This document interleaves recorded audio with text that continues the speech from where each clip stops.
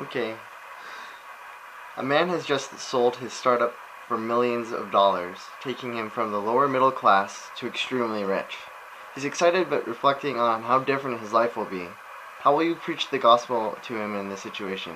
The text is 1 Timothy 6:17. Well, let's go to the text first.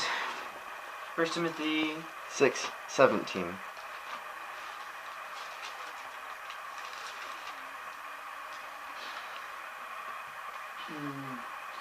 Command those who are rich in this present world not to be arrogant, nor to put hope in their wealth, which is so uncertain, but to put their hope in God, who richly provides us with everything for our enjoyment.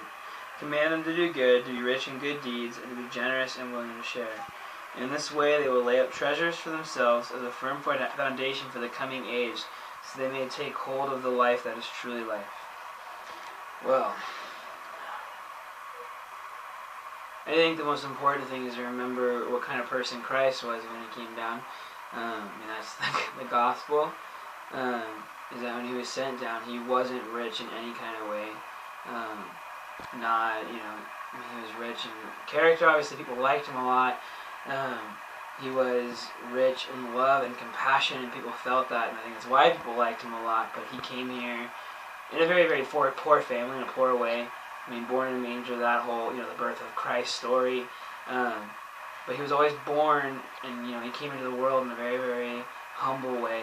And even throughout his life, he never actually had a home. When he was doing his ministry, he was constantly staying with different people in the places he went. He chose disciples who were specifically in very, very broken situations. He did choose Matthew as a tax collector, who obviously would have had more wealth, but he chose very, very broken people. And I automatically think back where Paul, I blank on the book, but he talks about how he has learned to live well in abundance and to live well when he has nothing. And I think that's something very, very important to keep in mind as you are in a place of having a lot,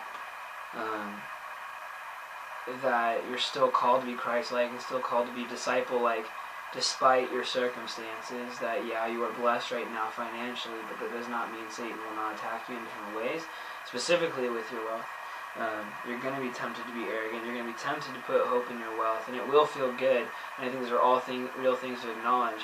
But I think you need to constantly be coming back to Christ as a disciple, as someone who understands that he's a physician, and you are in need of a physician still. That you still are a sick person in a sinful world.